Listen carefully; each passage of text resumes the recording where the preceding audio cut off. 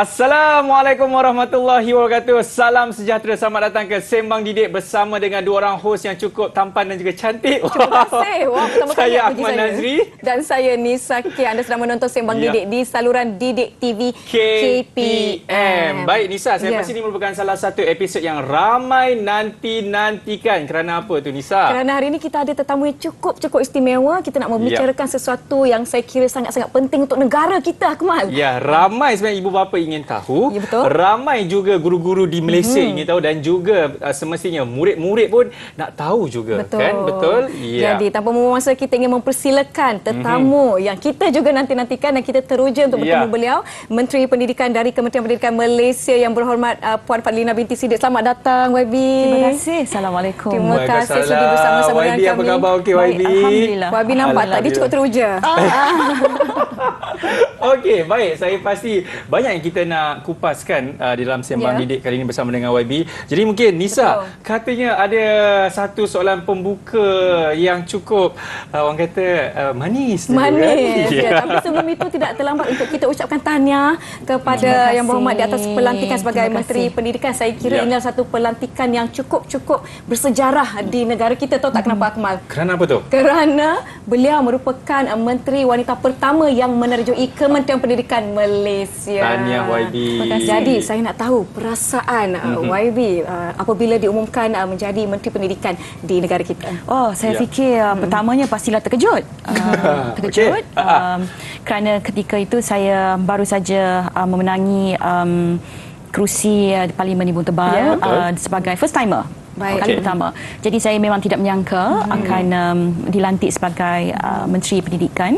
Tapi dalam masa yang sama, saya rasa itu adalah satu penghormatan yang cukup besar dan satu keberanian yang dibuat oleh Yang Amat Berhormat Perdana Menteri untuk melantik seorang wanita, dan ini adalah barangkali adalah pengiktirafan yang cukup besar untuk kaum wanita dan di Kementerian Pendidikan Malaysia khususnya, di mana kaum wanita mendominasi di KPM dan sebagian besarnya adalah daripada guru dan juga kita punya kaki tangan sokongan. Ya, betul. Kita ada lebih kurang 500,000 guru di seluruh Malaysia. Ya, betul. Dan saya pasti kalau berita gembira itu nak tahu juga dari segi pandangan keluarga YB sendiri. Adakah mereka sedang menjagakan ataupun mungkin ahli keluarga kan? I know my mom gonna be Menteri Pendidikan lah ni.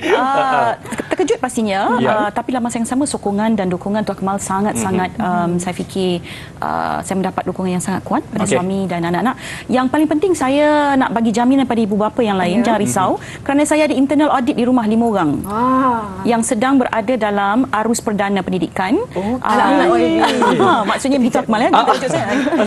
Internal audit. Siapa yang buat internal audit itu anak-anak lah maknanya yang memerhatilah kita setiap kali kita bercakap tentang dasar, tentang isu-isu pendidikan. Jadi mereka yang akan memberikan yang kita panggil sebagai kritikan utama kepada saya khususnya. Baiklah. Bercakap ni ahli keluarga kan, Akmal, ramai yang mengenali YB sebagai anak kepada mantan Presiden Abim iaitu Allahyarham Siddiq Fazil yang terkenal sebagai aktivis dalam bidang pelbagai bidang pendidikan dan juga agama. Jadi adakah aura personaliti dan juga legasi yang dibawa oleh Allahyarham arwah bapa YB menjadi inspirasi kepada YB untuk menerjui KPM? Saya cuba berlaku adil untuk tidak berlebih-lebihan lah bila bercakap tentang bapa saya ini, tetapi saya pasti beliau inspirasi dan aspirasi beliau itu memang cukup jelas dan juga memberikan banyak makna ketika saya menerjui KPM ini. Saya fikir antara signature ataupun yang kita gambarkan sebagai yang beliau banyak terlibat dalam pendidikan ini adalah pendidikan Al-Hikmah. Jadi memang saya fikir secara keseluruhannya saya mendapat input yang cukup baik. Dan juga beberapa penegasan daripada beliau yang saya fikir menjadikan panduan untuk saya menerjui KPM insya-Allah. Mungkin YB boleh kongsikan, mungkin ada kata-kata hikmat ataupun kata-kata yang YB pegang sampai sekarang ini yang diturunkan oleh arwah bapa YB sendiri. Kemal, setiap kali saya masuk sekolah, Kemal, beliau akan bawa saya pergi jumpa guru besar ataupun dekan semasa universiti dan akan menyerahkan saya sendiri kepada dekan dan juga guru besar sekolah dan sebut begini, guru besar ataupun cikgu, tolong jadikan anak saya manusia yang akan memanusiakan orang lain dan harus memanfaatkan dirinya untuk manfaat orang lain. So memang itu yang disebut setiap kali saya masuk sekolah dan universiti. Ini memang hantar sampai ke guru besar? Hantar ke guru besar. Awak boleh cuba hantar anak awak nanti di masa hadapan. Anak saya masih setahun ya. Panjang lagi perjalanannya. Panjang lagi perjalanan dia. Tapi kalau macam kita tahu juga YB ni seorang peguam sebelum berkecimpung dalam dunia politik ini kan, dan memang orang kata cukup rapatlah dengan dunia apa orang kata kewanitaan dan sebagainya. Tapi YB dalam kabinet baru ini menjadi Menteri Pendidikan. Saya pasti sedikit sebanyak mungkin YB akan rasa macam okey, macam mana ni apabila mendapat tahu kan, mungkin ada antara strategi-strategi ataupun bagi saya pendidikan ke Menteri Pembangunan Wanita dan Kanak-kanak ke, bagi saya itu semua adalah sama. Pandangan YB sendiri? Akmal, saya 20 tahun saya menjadi aktivis dan 20 tahun menjadi peguam dan kemudian dilantik sebagai Menteri Pendidikan. Pastinya ruang perbezaan ini cukup besar dari segi disiplin-disiplin bekerja dan juga barangkali ada beberapa perkara yang saya perlu biasakan. Antara lain adalah untuk tidak bercakap terlalu laju. Cikgu semua memang terima kasih cikgu. Memang banyak mengajar cara bercakap dengan tenang, satu persatu. Artikulasi. Artikulasi. Betul. Yang kedua, saya fikir adalah budaya kerja. Jadi budaya kerja sebelum ini saya fikir sangat hektik sebagai peguam. Tapi apabila masuk dalam KPM ini, saya sangat-sangat gembira kerana banyak kepakaran yang ada dan saya banyak belajar. Itu sangat penting dan keupayaan membuat keputusan itu sangat penting. Jadi daripada peguam, dunia peguam ni antara perkara yang kita amalkan adalah untuk menjadi decisif, membuat keputusan. Jadi bila di KPM itu leadership itu harus dilihat dalam membuat keputusan. Jadi ada trait-trait dari kepeguaman yang boleh kita bawa dalam KPM. Bukan semua, tapi ada tertentu yang saya fikir sangat penting dan signifikan untuk KPM. Mungkin boleh kongsikan antaranya. Ramai nak tahu ni, ramai yang peguam pun tengok juga ni. Mungkin sikitlah YB antaranya. Saya fikir saya lebih banyak menguruskan satu adalah kemahiran mendengar. Itu sangat penting bagi saya. Dalam dunia guaman juga kita banyak mendengar, tapi kita limit pendengaran tu, proses mendengar itu sebab kita ada satu keputusan untuk kita buat kepada anak guam kita untuk menasihati mereka. Tapi dalam dunia perguruan ini tidak. Proses mendengar itu dia memang sangat panjang dan dia sangat mengasyikkan sebenarnya apabila kita boleh bersama dengan guru-guru yang pakar. Dan kita mendengar apakah aspirasi mereka, hasrat mereka dan bagaimana pedagogi yang mereka nak gunakan.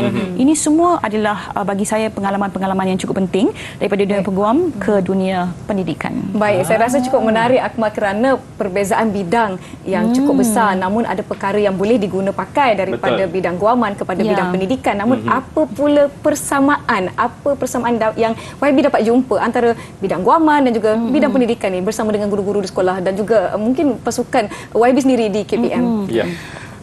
Saya fikir satu perkara adalah soal saya suka sebut ni akhlak lah dan sebab biasa dalam mahkamah kalau kita nak bercakap, peguam adalah orang yang paling sopan. Nak bantah pun dengan izin ya Arif. Sopan. Sopan. Sebab saya tak pernah naik mahkamah. Tak pernah lagi. Jangan naik mahkamah. Cik macam tak pernah buat silap. Tetapi dalam dunia pendidikan ni jauh lebih halus adabnya, santunannya dan juga susilanya. Jadi kita nak bagi tahu terima kasih cikgu-cikgu sekali lagi kerana mengajar maknanya bukan sahaja anak murid tetapi anak bangsa kita tentang kepentingan tata susila ini yang bukan sahaja saya dapat di mahkamah tapi lebih banyak lagi saya dapat dalam KPM. Baiklah, satu perkongsian cukup menarik dan seperti yang kita tahu pada sedikit masa lalu YB telah pun mewar-warkan 7 teras dalam memperjuangkan ataupun menerjui KPM. Tapi kita akan pergi kepada 7 teras ini. Selepas ini kita nak beri rehat dahulu. YB boleh minum. Air ini bukan biasa. Dah rehat dah? Dah rehat dah. Kita panjangkan lagi. Kita lagi 10 minit kan? Kita jumpa selepas ini di Sembang Didik, Didik TV KPM. Jangan ke mana-mana.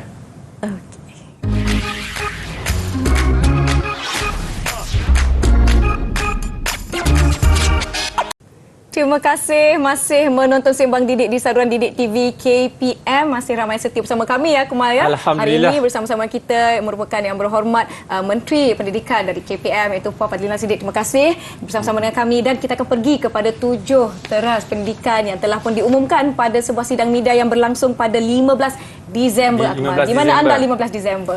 Saya ada di sini. Ya, berkhidmat untuk Didik TV. Terima kasih. Ya. Baiklah. 7 teras ni kita lihat pada fokus yang mana YB ada sebutkan tentang melahirkan anak-anak dengan pembangunan adab, akhlak, integriti, nak melahirkan anak-anak yang baik lagi cerdik. ABC kita panggil Akmal.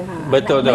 Dan kalau kita dapat lihat juga antara salah satu teras YB kan, orang kata memang mendapat sambutan yang cukup menggalakkan. Betul. Ataupun positif kita boleh katakan, yang mana menjadikan komunikasi antara kementerian dan pihak sekolah lebih cekap dan sekaligus mengurangkan kesenjangan birokrasi. Jadi Wabi, mungkin daripada situ kita boleh dapat lihat kan, kementerian melihat peningkatan aduan, pandangan dan juga cadangan juga Nisa kan, dalam saluran rasmi KPM itu sendiri. Jadi yang mana kita panggil sistem pengurusan aduan awam ataupun SISPA. Betul kan. Jadi kita juga ada adu buli, ada counter khidmat pelanggan. Jadi bagaimana tu YB kalau kita dapat lihat apa kaitannya, dan kita juga mendapat respon yang cukup baik kan? Adakah peningkatan respon terhadap saluran yang disebutkan tadi? Sebenarnya dia bukan sangat soal peningkatan respon, Nisa, tapi kita nak tumpukan kepada efektif. Bagaimana kita boleh menyalurkan, kita boleh memastikan semua aduan ini maknanya ditangani secara efektif. Ini sangat penting sebab saya tidak mahu ada gangguan kepada komunikasi antara KPM dengan guru-guru.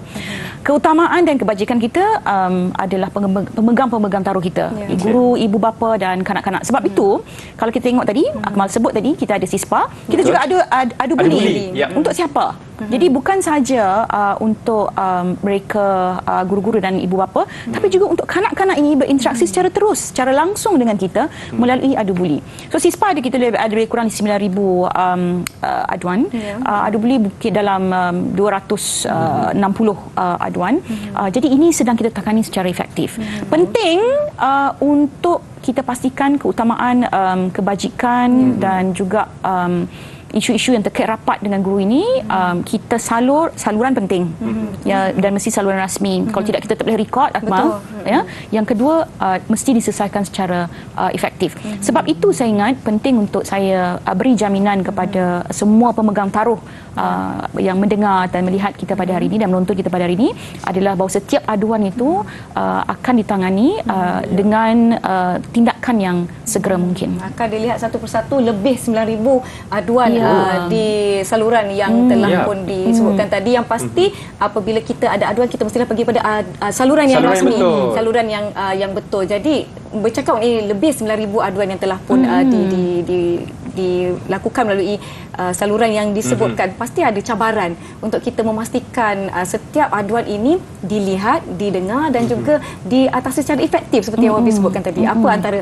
cabaran dan juga kekangan dalam menangani lebih ribuan aduan ini? Ya, saya ingat sebagai mantan peguam, ini kita melihat semua isu ini sebagai isu yang penting. Tidak ada aduan yang tidak penting. Tidak ada aduan yang akan kita panggil left behind. Semua akan ditangani.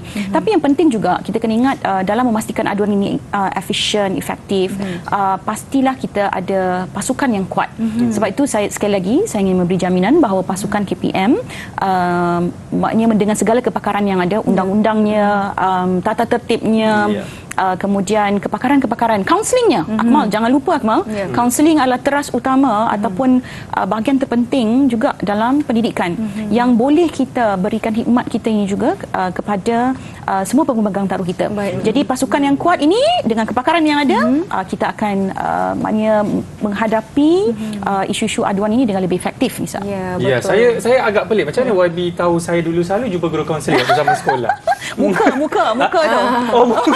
Muka tu ada tulis apa? Muka tu ada tulis. Baik, YB, kalau kita dapat tahu juga, YB juga nak memastikan kebajikan guru terjaga. Betul? Jadi apa antara salah satu langkah-langkah yang YB cuba nak sampaikan? Sebab kita tahu perkara ini, isu ini mungkin bekas-bekas Menteri Pendidikan sebelum ini pun cuba untuk lakukan. Tapi bukan saya nak kata gagal, mungkin ada lagi perkara-perkara yang kita rasa macam ada masih salah dalam satu proses. cara yang kita patut buat macam kita patut buat langkah seperti itu. Macam YB punya cara macam mana kita nak Akmal, menangani? saya masuk KPM Nisa, 2 minggu pertama hanyalah untuk mendengar sahaja. Baik. Okey. Dan dalam proses mendengar itulah kita dapati bahawa isu beban guru ini memang menjadi isu utama. Dan saya tidak boleh mengambil pendekatan defensif. Semua guru maknanya ada masalah. Tapi tidak begitu. Kerana beban guru ini adalah isu yang real. Ya? Dan beban guru ini yang diadukan itu maknanya ada beberapa perkara yang kita lihat secara signifikannya memang wujud.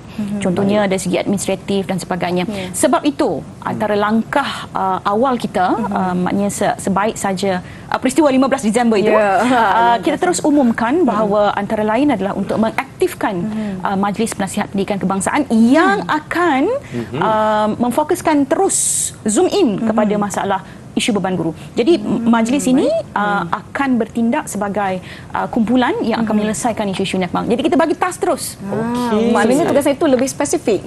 Lebih spesifik untuk menyelesaikannya. Baiklah, bercakap mengenai kerjasama bersama-sama dengan kumpulan-kumpulan yang lain, kita tahu ramai yang menyambut baik hasrat YB untuk tingkatkan lagi kerjasama dengan pihak-pihak seperti Persatuan Perkhidmatan Perguruan Kebangsaan Malaysia ataupun NUTP. Kita juga ada Majlis Pengetua Sekolah Malaysia, MPSM, dan juga Persatuan Guru Besar Malaysia, PGBM, juga melibatkan ibu bapa daripada komuniti, ada juga swasta, PIB, KS. Jadi adakah YB telah merancang ataupun terdapatnya jadual-jadual untuk bertemu dengan pihak-pihak yang saya sebutkan sebentar tadi untuk melihat apa lagi yang dapat dilakukan?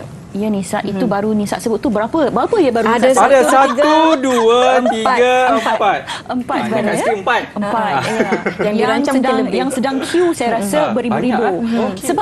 Sebab apa Kemal? Sebab pendidikan ini adalah mempunyai pembangkang taruh yang besar dan semua orang merasakan mereka adalah sebahagian daripada pendidikan. Ini yang saya suka bila kita berada di KPM. Semua orang prihatin isu pendidikan ini. Maknanya apa?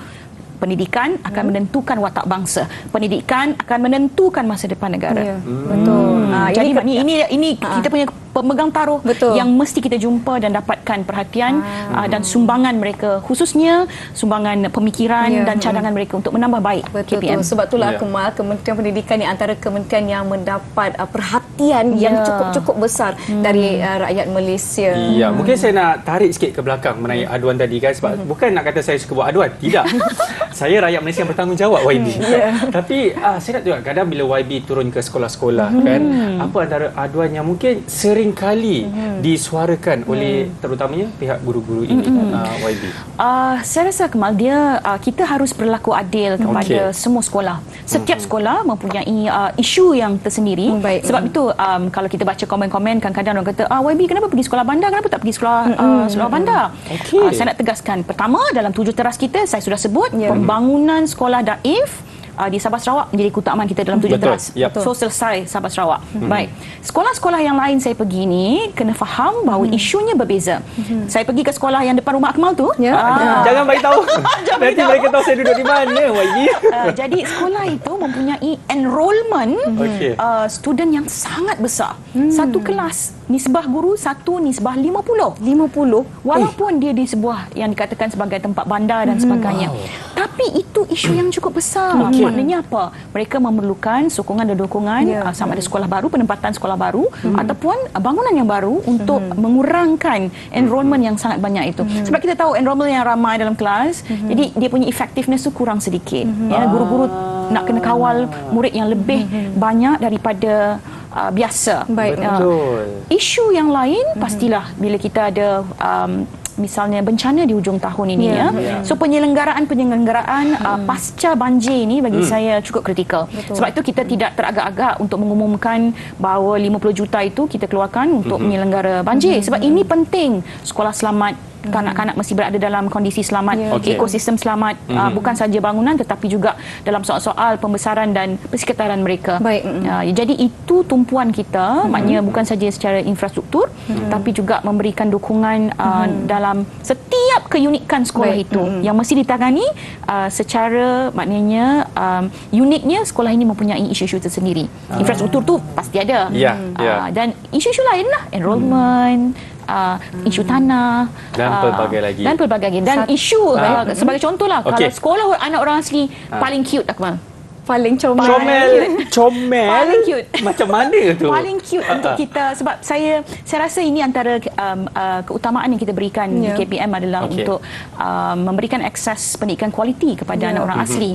Sebab itu saya kata cute itu sebab kita belajar banyak daripada mereka, bagaimana kita nak bawa mereka dalam sistem pendidikan kita. Dan kita kena adapt dengan mereka. Betul. Mereka ada cara mereka sendiri juga. Dan itulah yang saya fikir antara kepakaran yang kita ada. Maknanya bagaimana kita nak memastikan anak-anak golongan rentan ini juga bersama kita. Dan saya akan bercakap dengan satu lagi, saya ingat polisi yang cukup baik selepas ini, yang terkait rapat dengan anak-anak yang rentan dan menjamin pendidikan untuk semua. Ya, baiklah. Baik, YB cakap selepas ini. Tandanya apa? Selepas ini tandanya Rehan. Baiklah, sebelum Akmal bocorkan sekolah di hadapan rumah saya pula, jom kita rehat seketika. Penonton Sembang Didik jangan ke mana-mana, kembali selepas ini. Yep.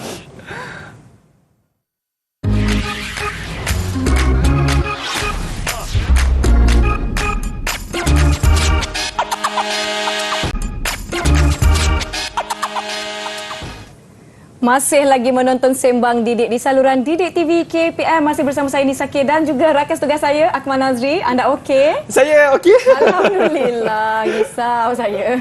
Baik, Nisa. Tadi ada sesuatu yang cukup penting nak tanya kan kepada YB kita. Betul. Kenapa? Ya, tak salah saya.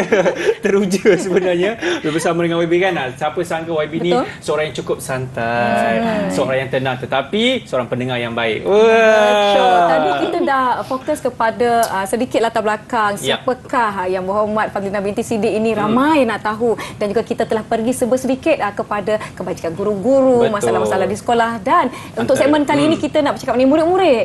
Yang mana awak pun seorang bapa yang mana satu nanti anak bakal menjadi murid di sekolah. Jadi mungkin masalah-masalah dan juga kemenjadian murid menjadi fokus utama kita untuk segmen kali ini. Betul tak, Akmal? Betul. Kenapa banyak saya yang kena dekat sini ya? 2 lawan 1 ini. Baik, betul. Okey, YB, kalau kita tengok kan antara salah satu fokus utama di dalam KPM itu adalah kemenjadian murid kan, dan kita tahu juga dalam teras kedua YB ada menyatakan yang mana memberi penekanan kepada aspek karamah insaniah. Kemuliaan insan. Kemuliaan insan. Mungkin murid tak tahu apa maksud karamah insaniah ini, yang mana melaluinya pembentukan adab, akhlak dan juga integriti murid. Betul, YB. Jadi apa antara inisiatif yang bakal dilaksanakan oleh pihak KPM sendiri? YB. Okey, Akmal hafal rukun negara? Hafal, YB. Hafal ya? Nisa hafal falsafah pendidikan negara? Tanya rukun negara 5 tu apa dia? Baik. Bila kita bercakap tentang karamah insaniah ni, kita nak segmen dalam rukun negara itu dan falsafah pendidikan kebangsaan itu dirangkul bersama dalam konteks karamah insaniah ini. Maknanya dari segi kanak-kanak ini, maknanya kita angkat martabat dia, kemuliaan dia sebagai seorang insan berdasarkan segmen-segmen itu, rukun negara dan juga falsafah pendidikan kebangsaan. Ini sangat penting sebab kanak-kanak ini dia ada proses yang kita panggil sebagai ansur maju. Baik. Progres. Kita akan lihat progres kanak-kanak ini, ansur maju mereka berdasarkan tahap-tahap mereka itu. Tapi yang paling penting, apa yang kita nak daripada anak-anak kita, Kemal? Walaupun anak baru umur 1 tahun, tapi sebagai bapa biasanya kita dah ada vision untuk mereka. Pendidikan mereka, akhlak mereka, adab mereka. Dan inilah pentingnya karamah insaniah ini. Sebab itu juga dalam konteks karamah insaniah kita juga bercakap tentang pendidikan manusiawi. Maknanya insani. Kita nak anak-anak kita menjadi insan. Ada empati, ada rasa kasih sayang, ada rasa sifat hormat, kemanusiaan itu. kemuliaan, dan juga susilanya mesti tinggi. Santunannya mesti menyantuni semua. Dan pekertinya mesti memikat hati. Maknanya berdasarkan yang kita telah ada dalam komponen-komponen pendidikan kita. Jadi ini sangat penting untuk melihat lebih jauh lagi bahawa kanak-kanak ini mempunyai potensi menjadi manusia yang cukup beradab. Ya, bercakap mengenai pembangunan insani daripada umur yang begitu muda, yakni daripada kanak-kanak. Teringat saya budaya di negeri Jepun contohnya kanak makan di peringkat sangat-sangat muda, mereka diajar untuk berdisiplin terlebih dahulu sebelum pergi kepada mungkin buku dan juga silibus-silibus yang ada. Namun kita pergi kepada teras yang ketiga di mana YB ada menekankan mengenai kemiskinan berbilang dimensi. Kita bercakap mengenai anak-anak keluarga B40. Kita ada juga golongan miskin bandar dan juga murid luar bandar yang dikatakan antara isu yang dibangkitkan adalah mereka ini murid-murid yang ketinggalan dalam pelajaran. Jadi selain daripada program ataupun inisiatif seperti rancangan makanan tambahan, pemberian peranti kepada murid-murid, jadi adakah YB melihat ada lagi tak keperluan untuk memperkenalkan inisiatif yang baru ataupun ada sesuatu yang sudah sedia ada hendak diperkasakan lagi bagi membantu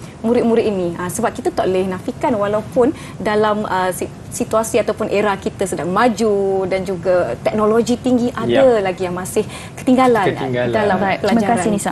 Nisa Akmal, dia biasanya kita sudah biasa kalau ada menteri baru dilantik, dia akan mengumumkan dasar-dasar baru pendidikan misalnya. Tapi saya mengambil pendekatan navigasi yang berbeda. Baik. Kenapa berbeda?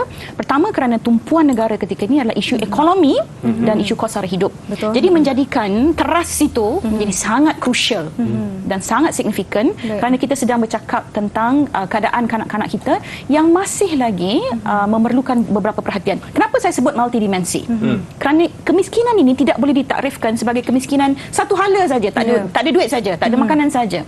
Tapi multidimensi ini kita akan lihat intervensi yang kita akan buat adalah bergantung kepada apakah jenis kemiskinan yang mereka hadapi. Mereka ada kemiskinan makan, kemiskinan malnutrisi, kemiskinan peranti, kemiskinan ruang belajar. Yang ini semua kita akan lihat dalam konteks kemiskinan multidimensi ini. Jadi tak semestinya keluarga B40. Akmal macam terkagum sangat tu bunyinya.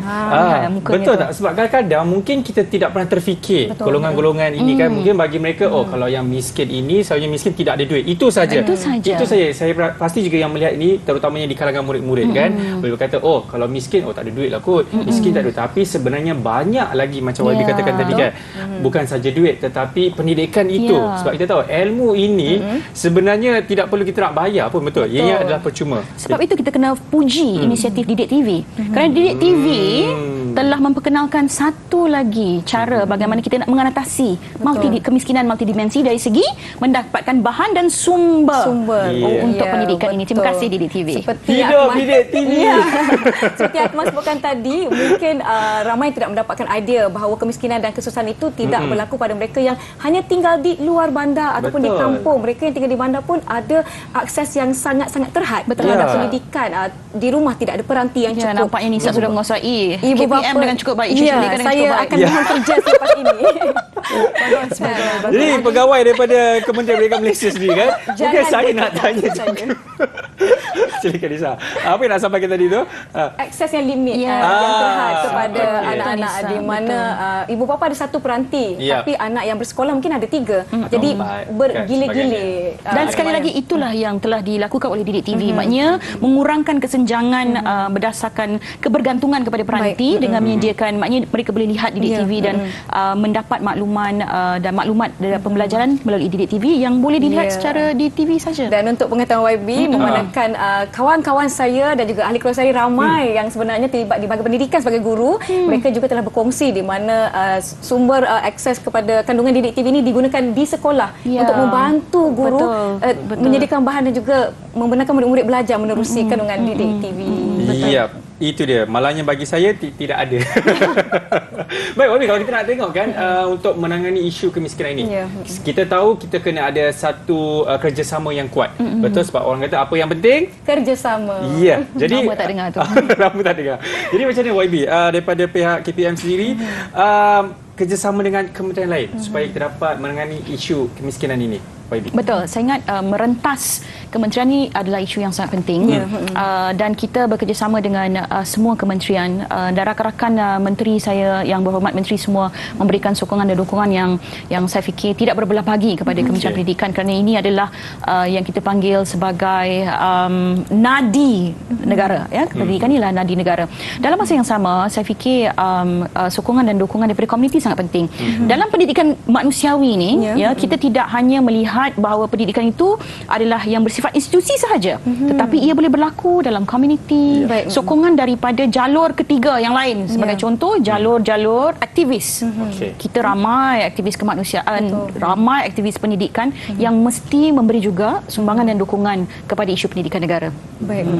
Itu sangat penting. Saya melihat kepada kandungan didik TV seperti disebutkan tadi, sebenarnya apabila saya mula beriman didik TV, saya baru lebih terdedah kepada isu seperti literasi dan juga numerasi, isu keciciran pendidikan yang kita katakan kepada murid-murid ini yang berlaku sebenarnya. Ini adalah satu realiti, Akmal, yang mana negara kita dilanda pandemik untuk satu tempoh masa yang saya kira sangat-sangat sukar dan sangat-sangat mencabar, bukan saja buat murid-murid, buat keluarga, guru-guru dan juga semua terkesan dengan pandemik. Namun terdapat pelbagai aktiviti dan juga alternatif seperti Didik TV untuk menjadikan akses kepada kandungan pendidikan itu tidak terhad dan juga membantu seperti yang kita sebutkan sebentar tadi. Dan bagaimana YB melihat kepada pemerkasaan pengajaran dan juga pembelajaran PDP, kita nak kurangkan lagi isu keciciran dan juga inisiatif untuk membantu murid-murid yang dikelaskan pada tahap literasi dan numerasi, kerana terdapatnya murid yang pada umur yang sepatutnya sudah pun lancar membaca, lancar mengira, tidak mampu untuk membaca dan juga mengira walaupun pada peringkat yang asas. Baik, terima kasih Nisa. Sebab itu saya fikir Nisa, dalam beberapa konteks bila kita bercakap tentang isu keciciran ataupun the lost generation ini, lost learning ini adalah kita melihat kepada pertamanya isu buta aksara misalnya, buta huruf, ya. Isu ini sudah pun berlaku sebelum pandemik. Tetapi apa yang pandemik telah memberikan impak adalah memburukkan lagi keadaan, memburukkan lagi keadaan. Dan kesenjangan itu berlaku kerana dalam tempoh pandemik itu maknanya kita barangkali kanak-kanak ini memang terputus langsung daripada sumber untuk mendapatkan pendidikan dan juga dukungan untuk meneruskan pengajian. Di peringkat KPM kita melihat isu ini secara serius, sebab tu dalam 7 teras itu kita tidak kompromi. Ini mesti dibereskan, ini mesti diselesaikan. Walaupun ia akan mengambil masa, tetapi komitmen kita cukup tinggi, Akmal. Sebab apa? Program-program intervensi sedang berjalan. Satu. Ya, intervensi sedang berjalan. Pemulihan, kelas-kelas pemulihan juga sedang berlangsung. Tetapi dalam masa yang sama, ia tidak cukup hanya dengan intervensi dan pemulihan. Sebab kita memerlukan juga beberapa dasar penting untuk mengatasi isu ini. Tapi saya tidak akan umumkan di sini dasar-dasar itu. Kita akan buat pengumuman khas nanti, Akmal. Mungkin secara eksklusif. Mungkin kerana ini penting. Sebab kita sedang mengorak langkah ke arah untuk memberikan perhatian yang lebih serius dan untuk mengurangkan kesenjangan itu, keciciran itu. Saya pasti apa pun rahsia yang bakal dikongsi untuk suatu masa nanti juga akan dikongsikan di saluran Didik TV KPM. InsyaAllah. Baiklah. Saya sebenarnya ada satu soalan ni nak tanya ni kan. Tapi kita nak simpan dulu, boleh YB? Boleh simpan. Tapi kita bagi tips sikit. Nisa, awak ada mengikuti social media YB? Saya mengikuti Instagram Kem Pendidikan, ya. YB, dia tak follow lah tu. Okey, kita nak berhenti rehat dulu kepada anda semua. Jangan mana, selepas ini kita akan kembali dalam Sembang Didik. Okey.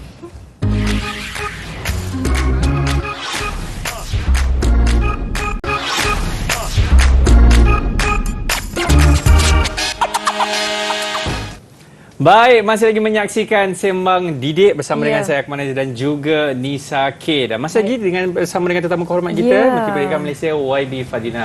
YB, macam saya tanya tadi kan mengenai social media, bukan apa. Bukan saya nak cakap follow lah YB. Itu salah satunya. Yang nombor 2-nya, kalau kita dapat lihat di social media YB sendiri, YB seringkali ada menekankan mengatakan mengenai wanita dan juga kanak-kanak. Bagaimana kita nak bangkitkan mereka ini kan.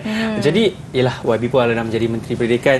Apa antaranya orang kata YB boleh memanfaatkan daripada harapan itu supaya pemerkasaan kanak-kanak dan wanita itu bagi melahirkan generasi yang lebih baik? Okey, Akmal, Nisa. Pengalaman 20 tahun sebagai aktivis dan juga sebagai peguam memang banyak memberikan saya ruang untuk bekerja dengan wanita khususnya dan juga kanak-kanak.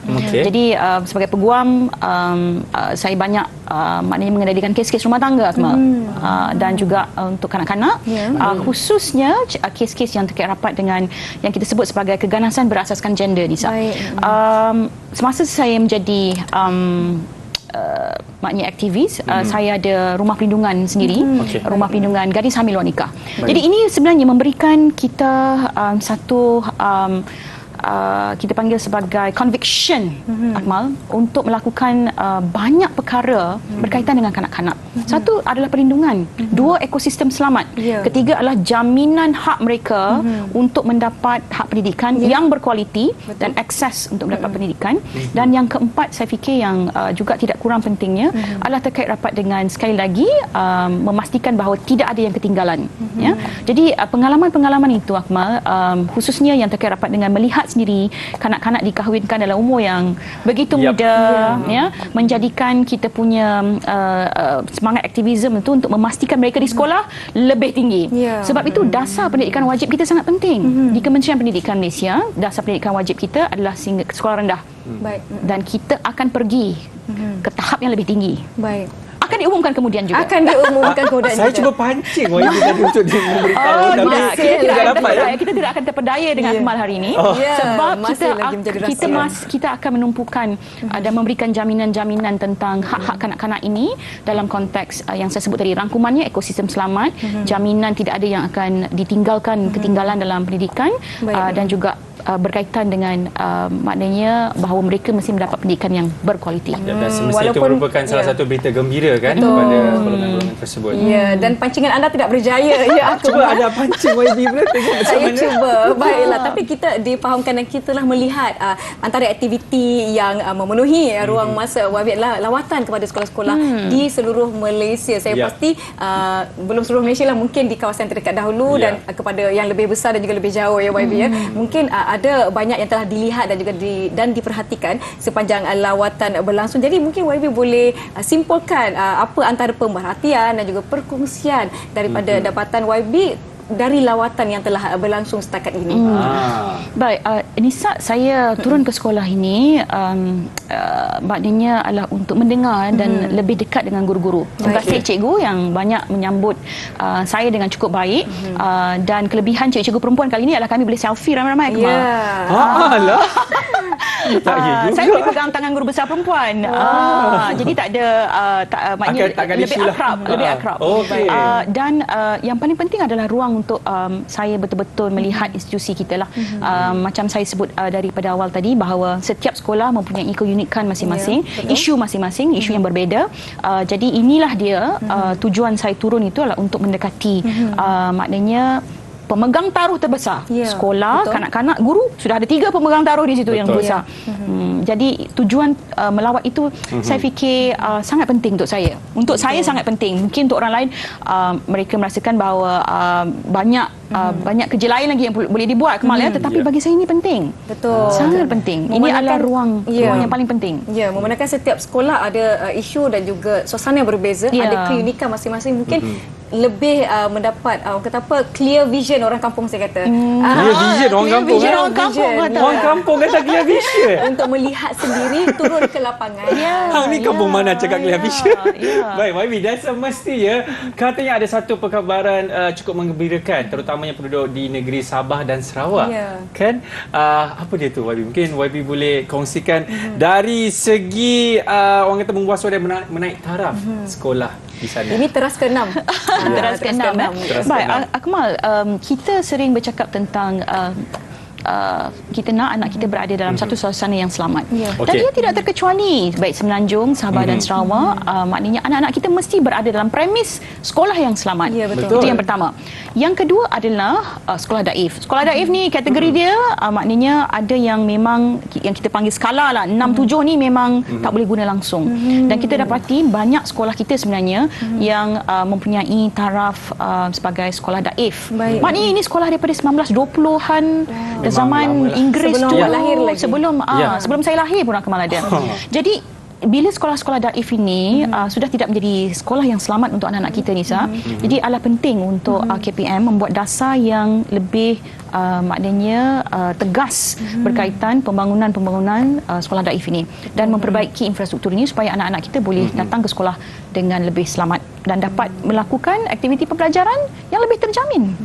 Murid-murid pun seronok nak pergi sekolah. Sekolah baru, sekolah cantik, Nisa. Ya, siapa tak suka orang baru kan? Maksud saya sekolah baru. Jangan salah ayat. Kemarin cikgu bahasa Melayu ramai ni. Betul lah, orang baru pula tersilap kan. Okey, Nisa.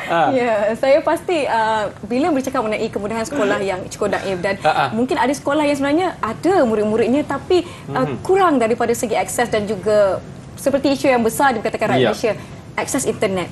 Dengan kita orang kata apa, mendokong pendigitalan dalam pendidikan dan juga kita nak memberi tumpuan juga kepada fasa kedua Pelan Pembangunan Pendidikan Malaysia PPPM 2013-2025. Jadi mungkin bagaimana perkembangan pembangunan digital di sekolah-sekolah setakat ini dan apa antara inisiatif yang dapat dilakukan ataupun telah dirancang ataupun dalam perjalanan untuk nampaknya Nisa cuba memancing. Ya, kita tengok pancingan ini adakah berjaya atau tidak, ataupun tidak. Saya fikir begini, bila kita bercakap tentang meningkatkan keupayaan pendidikan digital di sekolah, kita bercakap tentang realiti semasa. Apa realiti semasa? Semua guru-guru kita sudah pun menjadi guru-guru IT savvy. Betul. Maknanya pengalaman pandemik itu telah menjadikan keupayaan digital mereka meningkat. Termasuklah anak-anak kita, walaupun anak-anak kita ni macam-macam lah keupayaan dia dalam digital ni. Lebih advance. Tetapi apa solusi kepada beberapa maknanya selepas kita melihat keupayaan pendidikan digital di sekolah ini adalah keupayaan kita untuk meneruskan dasar digital kebangsaan. Maknanya selepas ini dalam konteks memastikan bahawa bila kita cakap tentang digital, kita bukan cakap tentang peranti saja, Nisa, tapi seluruh infrastruktur dan ekosistem digital ini mesti lengkap. Jadi sebab itu saya kena bekerja dengan Menteri Komunikasi dan Digital. Saya kena bekerja dengan maknanya Kementerian Pembangunan Luar Bandar untuk memastikan bahawa akses internet ini maknanya benar-benar mendapat maknanya kita panggil sebagai cakupan yang meluas. Tetapi sekali lagi Didik TV telah menyelamatkan maknanya isu-isu ini dalam konteks bahawa telah pun ada satu alternatif melalui Didik TV sambil kita menunggu mempertingkatkan keupayaan digital kita ini. Dan ia akan menyelesaikan beberapa masalah lain yang menjadi kegusaran ibu bapa, Akmal, yang akan kita umumkan kemudian. Tidak berjaya. Tapi betul apabila YB katakan tadi mengenai Didik TV KPM, saya bukan nak mengangkat Didik TV KPM ni, walaupun saya nak saya nak cuba. Tapi okey, bayangkan saya bagi satu keadaan yang mana mungkin ada murid-murid yang tidak mampu untuk pergi ke kelas tambahan, mungkin faktor kewangan.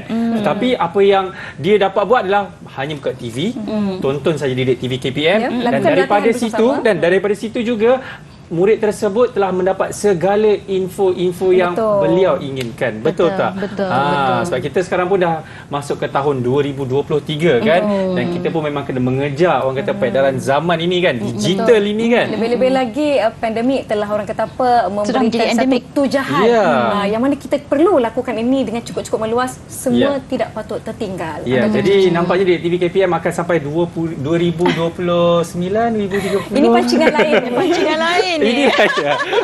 Okey, baik, kita nak tanya kepada YB juga dari segi kesinambungan PPM itu sendiri kan, yang kata akan berakhir pada tahun 2025. Jadi tinggal lagi berapa tahun ni YB? Kita sedang melihat take off, maknanya daripada selesai 2025 itu maknanya 2026 dan selanjutnya. Sebab itu saya fikir di peringkat KPM kita sedang bersedia membuat landasan mulai tahun ini sebagai persiapan habisnya 2025. Jadi satu lagi perkara yang saya fikir cukup penting, maknanya pasca laporan tersebut adalah sangat penting kerana dia akan menentukan hala tuju pendidikan negara selepas ini. Apakah navigasi seterusnya? Adakah maknanya apakah dasar-dasar baru selepas itu? Tidak bermakna saya tidak umumkan apa-apa dasar hari ini, kita tidak ada dasar apa-apa baru, tapi kita sedang melihat di mana take off yang kita lihat berdasarkan 7 teras tadi. Dan 7 teras itu sebenarnya adalah hint kepada dasar-dasar masa yang akan datang. Maknanya apakah yang akan kita pertegaskan, apakah yang akan kita selesaikan, apakah komitmen kita selepas ini, dan hala tuju besar membina negara melalui pendidikan. Saya pasti banyak perkara-perkara yang baik yang dinanti-nantikan oleh seluruh warga rakyat Malaysia. Lebih 500,000 guru-guru di seluruh Malaysia, ibu bapa dan juga guru-guru. Tapi kan Akmal, dalam pada kita nak memancing, kita nak menjala, kita nak memukat ni dan tidak berjaya, kita telah pun tiba di penghujung episod Sembang Didik kita kali ini, Akmal. Sebelum kita akhiri episod kita nak tahu apa antara harapan YB dalam sektor pendidikan ini secara keseluruhannya. Saya fikir penting untuk saya maknanya pertegaskan kembali apa yang komitmen kita di peringkat kementerian ini. Apabila kita menyebut murid ceria, guru bahagia, kena senyum bila sebut guru bahagia, sekolah bintara dan negara sejahtera. Jadi dia punya susunan itu telah kita gariskan. Mari kita nak murid yang ceria, guru yang bahagia, tak ada beban tugas ini, maknanya sudah selesai. Murid ceria maknanya mereka berada dalam ekosistem selamat di sekolah, akses pada pendidikan kualiti, dan juga maknanya mereka boleh mendapat atau meningkatkan potensi diri mereka. Sekolah bintara ini sangat penting kerana setiap sekolah ini saya sebut sudah keunikan-keunikan yang ada, dan mereka mesti membina niche ataupun kebitaraan mereka ini berdasarkan apa potensi-potensi yang ada di dalam sekolah tersebut, dan akhirnya ia akan membentuk negara yang sejahtera. Ini sangat penting. Dan akhirnya laluan pendidikan itu kita tahu dia akan membina sebuah tamadun dan sebuah negara. Yang penting Akmal, kita nak murid hendak pergi ke sekolah. Mereka sendiri yang nanti nak ke sekolah. Nisa macam mengajar pergi sekolah lah. Alhamdulillah, kehadiran 100%. Kalau kawan sebelah Nisa tu itulah kita kena check lah dalam.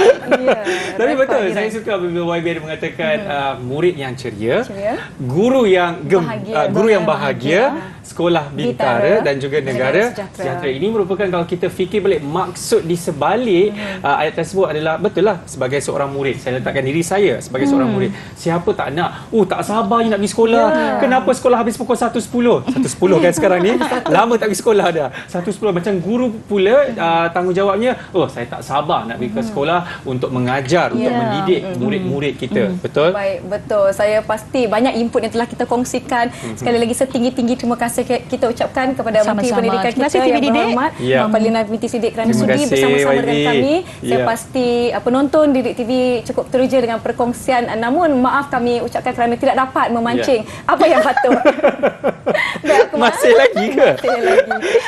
Jadi saya juga ingin mohon maaf kepada YB, saya murid yang orang kata paling nakal di sini ya. Betul lah. Baiklah, saya terima kasih semua penonton di rumah saya ni. Sakir dan saya Akmal Nazri. Kita jumpa lagi. Assalamualaikum. Bye bye.